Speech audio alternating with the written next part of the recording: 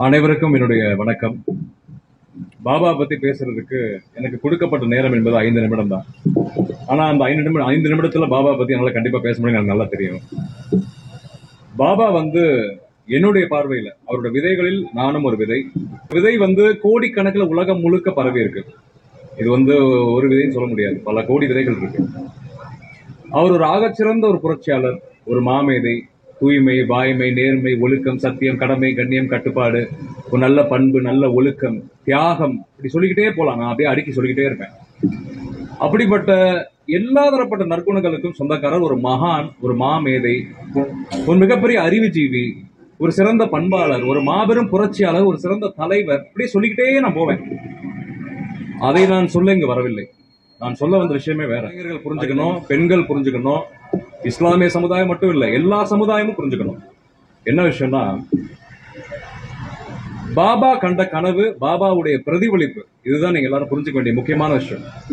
பாபா என்ன கனவு கண்டார், என்ன பிரதிபலிக்க நினைச்சார் இந்த உலகத்துக்கு Baba is not icon or leader of India or Tamil Nadu. Is a world leader, it's global leader, international icon. என்ன பொறுத்தவரை நான் அப்படிதான் சொல்லுவேன். அவர் சர்வதேச தலைவர், சர்வதேச ஒரு புரட்சியாளர். அவர் பாபா என்ன விரும்பினார்னா, எல்லாரும் படிக்கணும். கல்வி, எஜுகேஷன் வெரி வெரி இம்பார்ட்டன்ட். எல்லாரும் படிச்சு வாழ்க்கையில முன்னேறணும். படித்ததோடு வேலைக்கு போகணும், உழைக்கணும், நேர்மையான வழியில வாழணும், சத்தியத்துக்கு கட்டுப்பட்டு நடக்கணும், எந்த கெட்ட பழக்கம் இருக்கக்கூடாது, ஒழுக்கமா இருக்கணும், நல்ல பண்புகள் நம்ம விதைக்கணும், நேர்மறை எண்ணங்கள் இருக்கணும். வாழ்க்கையில நம்ம அடைய முடியாத விஷயம் எதுவுமே கிடையாது. நம்ம கடின உழைப்பு, நேர்மறையான எண்ணம், கல்வி, ஒழுக்கம், நல்ல பண்புகள் இருந்தா நல்லதே நடக்கும். அப்படி பாபா இப்படி தரப்பட்ட ஒரு சிம்பிளான ஒரு எக்ஸ்பிளனேஷன் நான் கொடுத்திருக்கிறேன். இதைத்தான் பாபா விரும்பினார். அப்படிப்பட்ட ஒரு சமுதாயத்தை படைக்க வேண்டும். இளைஞர்கள் கல்வி பெற வேண்டும், வேலைக்கு செல்ல வேண்டும், நீதிபதிகளாக வேண்டும், ஐஏஎஸ் ஆகணும், ஐபிஎஸ் ஆகணும், ஐஎஃப்எஸ் ஆகணும், அதிகாரத்தை நோக்கி நகர வேண்டும், பொருளாதார சுதந்திரம் பெற வேண்டும், பொருளாதார முன்னேற்றம் அடைய வேண்டும். இப்படி சொல்லிக்கிட்டே போலாம். பாபாவோட கனவு எல்லாரும் சமமாக மதிக்கப்பட வேண்டும், எல்லாரும் என்ன சொல்றது, அன்பை பரிமாறி வாழ வேண்டும், சகோதரத்துவம் இருக்க வேண்டும், சுதந்திரம் இருக்க வேண்டும், நல்ல ஒரு அந்யூன்யம் சமுதாயத்தில் இருக்க வேண்டும், சமூக நல்லிணக்கம் இருக்க வேண்டும், சமத்துவம் இருக்க வேண்டும், சுதந்திரம் இருக்க வேண்டும், நல்ல பண்பாடு இருக்க வேண்டும். இப்படி நான் சொல்லிக்கிட்டே போலாம். பாருங்க, பாபாவை பத்தி நான் இப்ப ஒரு 2 நிமிஷம் கூட பேசிருக்க மாட்டேன். இவ்வளவு கண்டென்ட் நான் அடிக்கிறேன். அப்ப நான் எவ்வளவு பாபா உள்வாங்கி இருப்பேன்னு நீங்க புரிஞ்சுக்கணும். அப்ப நான் விதையா இல்லையா, பாபாவோட விதையா இல்லையா? அப்ப ஒரு 2 நிமிஷம் அவரை பத்தி பேசும்போது இவ்வளவு விஷயங்களை என்னால எந்த விதமான தடையும் இல்லாமல் சரளமாக பேச முடியுது. இதுல என்ன தெரிஞ்சுக்கிறோம்னா, அப்ப பாபா எப்படிப்பட்ட ஒரு தியாகத்தை, எப்படிப்பட்ட ஒரு அர்ப்பணிப்பை, எப்படிப்பட்ட ஒரு வரலாற்றை படைத்து விட்டு சென்றிருக்கிறார் என்பதை நீங்க எல்லாம் உணர்ந்துக்கணும். இளைஞர்கள் தயவு செய்து உணர்ந்துக்கணும். இன்னைக்கு நான் என்னுடைய எல்லாருமே பாபாக்கு மாலை செலுத்தினாங்க, பிரேயர்ஸ், பிரார்த்தனைகள் வச்சாங்க. அவரோட சமாதியில எல்லாரும் ஒன்றா சேர்ந்து அஞ்சலி செலுத்தினாங்க. நான் என்ன செஞ்சேன் தெரியுமா?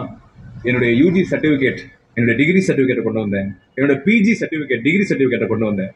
நான் யூஜி படிச்சு, பிஜி படிச்சு, ஒரு வழக்கறிஞராக உச்சநீதிமன்றம் வரைக்கும் போய் நான் நாடு முழுக்க பயணமா இருக்கு. உலகத்துல பல நாடுகளுக்கு போக வாய்ப்பு எனக்கு கிடைச்சிருக்கு. இந்தியாவுக்கு முழுக்க பயணமாக வாய்ப்பு கிடைச்சிருக்கு. அதுக்காக காரணம் ஒன்னே, பாபாவை நான் உள்வாங்கியது. பாபா எனக்கு போட்ட பேஸ். நான் வாங்காத விருதுகளே கிடையாது. நிறைய சர்வதேச விருதுகள், தேசிய விருதுகள் நிறைய நான் வாழ்க்கையில சாதிச்சிருக்கேன் இந்த இளம் வயதுல. அதற்கு ஒன்றே ஒன்றுதான் நான் செஞ்சேன். பாபா சொன்ன வார்த்தையை நான் அப்ளிகேஷன் பண்ணேன், அவ்வளவுதான், வேற ஒண்ணும் கிடையாது. அதனால கல்வியை முன்னிலைப்படுத்தி நீங்கள் முன்னேறினால் வாழ்க்கையில் பெரிய பெரிய உயரங்களை உங்களால் அடைய முடியும். அதுக்கு பாபாவே ஒரு குட் எக்ஸாம்பிள். அவர் என்ன யூஜி பண்ணாரு, பிஜி பண்ணாரு, என்ன சொல்றது, பிஹெச்டி, 2 பிஹெச்டி பண்ணாரு, சர்வதேச அளவில் நிறைய படிச்சிருக்கிறார். அப்ப யோசிச்சு பாருங்க, நான் என்னுடைய பார்வைகள், நான் சர்வதேச அளவில் நான் செய்த ஆய்வுகளில் அம்பேத்கர், கார்ல் மார்க்ஸ் அடுத்து டாக்டர் பழனி பாபா தான் உலகத்துல 3வது இடத்துல இருப்பாரு. அப்ப எப்பேற்பட்ட ஒரு தலைவரை இந்த தமிழ் சமுதாயம் அறியாமல் இருக்கிறது என்றது எனக்கு ரொம்ப வருத்தமா இருக்கு. அந்த அறியாமை தான் எனக்கு ரொம்ப வேதனையா இருக்கு. எல்லாரும் அறிந்து கொள்ள வேண்டும். அவர் ஒரு அறிவுஜீவி, அவர் ஒரு ஞானி, அவர் ஒரு மேதை. நம்ம என்ன சொல்றதுன்னா, சாதி மத கட்டமைப்புகளை உடைத்து பகுத்தறிவு, அறிவியல் சார்ந்த சிந்தனை, ஒரு முற்போக்கு சிந்தனையோட நம்ம பாபாவை பார்க்கணும். அவர்கிட்ட இருந்து நம்ம பாடத்தை எடுத்துக்கணும். அவரை மாதிரி நம்ம முயற்சி பண்ணக்கூடாது. பாபா அதை விரும்பல. அவரை விட நீங்க பெரிய லெவல்ல வரணும், அதான் பாபா விரும்பினார். அவரை விட நீங்க இன்னும் பெரிய உயரங்கள் நீங்க தொடரணும். அதனால நான் பாபாவை பத்தி பேசுவது என்பது, அது வீடியோஸ் இருக்குது, அவரே ஸ்பீச் கொடுத்திருக்கிறாரு, அவரே நிறைய என்ன சொல்றது, புத்தகம் எழுதியிருக்கிறாரு, அவரை பத்தி நிறைய புத்தகம் எழுதப்பட்டிருக்கு. அது நமக்கு இருக்குது, பப்ளிக் டொமைன்ல இருக்கு. நீங்க ஜஸ்ட் அக்சஸ் பண்ணா இன்டர்நெட், குளோபல் வேர்ல்டு வெப்சைட்ல உலகமே கையில இருக்குது, போன்ல, லேப்டாப்ல நீங்க எப்பனாலும் அக்சஸ் பண்ணிக்கலாம். பட் ஆனா வந்து அவர் என்ன செய்தியை சொல்ல வந்தார் என்பதை சொல்றது நான் வந்திருக்கிறேன். அதனால வந்து தயவு செய்து இந்த வாழ்க்கை என்பது ஒரு முறை, இறைவனுக்கு எல்லா புகழும் இறைவனுக்கு.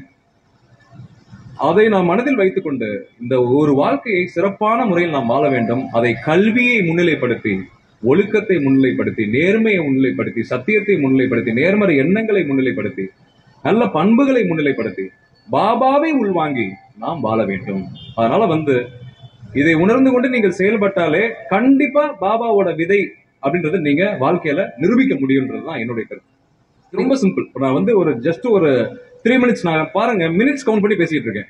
3 மினிட்ஸ்க்குள்ளேயே ஒரு வாழ்க்கையுடைய முழு சாராம்சத்தையும் என்னால ஒரு உரையில கவர் பண்ண முடியுது. அதுக்கு காரணம் நான் பாபாவின் விதை. அதுதான், அது ஒரு ரீசன் தான். அதனால வந்து அனைவரும் தயவு செய்து பாபாவை படிங்க, அவரோட கருத்துக்களை படிங்க, அவர் என்ன சொல்ல வந்தாருன்னு படிங்க. என்ன அவர் வந்து இந்த மாதிரி வந்து அரசியலில் வந்து ஆளுமை செலுத்தினார், எதிர்கட்சியாக செயல்பட்டார், அந்த முழக்கம் செய்தார், இந்த முழக்கம் செய்தார் எல்லாம் இருக்கட்டும் ஒரு பக்கம். அவர் என்ன அல்டிமேட் மெசேஜ் என்ன, தமிழக இளைஞர்களுக்கு என்ன மெசேஜ் கொடுத்தார், அதை தயவு செய்து புரிஞ்சு கொண்டு அனைவரும் நம்ம வந்து உலகத்துக்காக வேலை செய்ய வந்தவங்க. அல்லாஹ் உலகத்துக்கானவர். அது மாதிரி அப்ப நம்ம எப்படி இருக்கணும், நம்மளும் உலகத்துக்கானவர்களா இருக்கணும். அதனால வந்து உலகமே நமது குடும்பம், யாதும் ஊரே யாவரும் கேள்வின்னு சொல்றாங்க. கற்றோருக்கு சென்ற இடமெல்லாம் சிறப்புன்னு சொல்றாங்க. செல்வத்துள் செல்வம், செவிச்செல்வம், அச்செல்வம், செல்வத்துள் எல்லாம் தலைன்னு திருக்குறள் சொல்லியிருக்காங்க.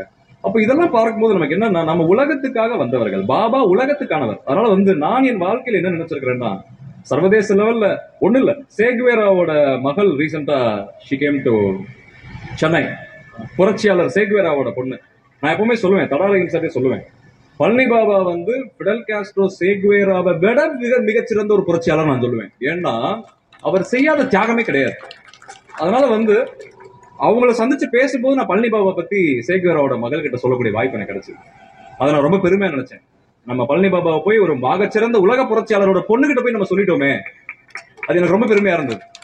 அதனால வந்து பாபா உலகத்துக்கானவர், நம்ம எல்லாரும் உலகத்துக்கானவர்கள். உலகத்துடைய மேன்மைக்காக, உலகத்துடைய நன்மைக்காக, இந்த உலகம் நன்றாக இருக்க வேண்டும், அனைவரும் நன்றாக வாழ வேண்டும், இந்த உலகமே வந்து நமது குடும்பம் என்ற நோக்கத்தோடு நீங்க எல்லாம் செயல்பட்டு அந்த சர்வதேச ஒரு புரட்சியாளரை நீங்கள் உங்கள் சாதனைகளால் சர்வதேச அளவுக்கு இன்னும் எடுத்துச் செல்லணுன்றதுதான் என்னுடைய கோரிக்கை, என்னுடைய வேண்டுகோள்.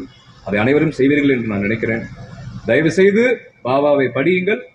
படிப்பது மட்டும் முக்கியமல்ல, பாபாவை பிரதிபலியுங்கள், பாபாவின் விதையாக இருங்கள், பாபாவை போல வாழுங்கள், பாபாவை விட சாதனை செய்யுங்கள். அவ்வளவு. நன்றி, வணக்கம்.